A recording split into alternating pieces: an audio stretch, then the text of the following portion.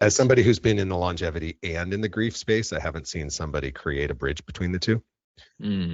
So there's a very specific value proposition that I've created in the grief world that no one, there's two positions that I'm seeing myself kind of emerging as a thought leader in that field, and I'd love to talk about why that is.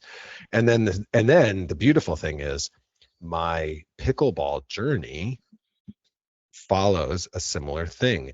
I had to retire from playing soccer because of too many concussions, and I was grieving the loss of my athlete in my late 40s, and I was really struggling with depression because I didn't have a way to express myself as a way I had been expressing myself my entire life. And then I discovered pickleball, and then I created a future bigger than my past in my own coaching program that I was leading. And 2 days later, I was on the court with a guy who's 92. And it gave me a whole new future as an athlete.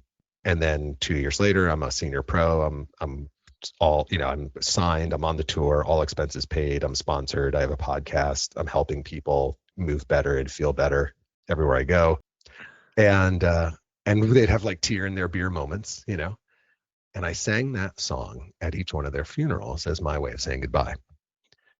And my small town community just rallied around that song and came up to me overwhelmingly. Thank you so much. That was so healing. They wrote about it in the local paper.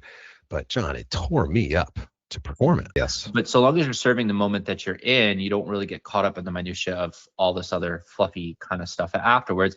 And I would go so far as to say that if you can continue to master the moments, that the money and all the other things are kind of already predestined to take care of themselves. That's at least been my experience. And one of them was like, because I ran a podcast for a while, and we'll get to pickleball, but I ran this podcast called Pickleball Recovery. And she goes, you should create a podcast called Pickleball Kindness. She goes, because you exude the type of kindness that belongs in pickleball and is why many of us started playing pickleball. And it's pickleball's losing its soul. Like, people are not as kind as they were 4 or 5 years ago.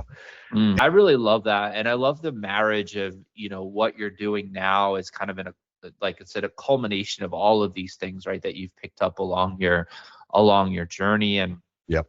I just think it's so beautiful. It's so inspiring. I love that. I love that you're getting to marry all of those things together. I do want to pivot a little bit because you and I, connected on a lot of things, East Coast retreats, but then we figured out that pickleball was a love.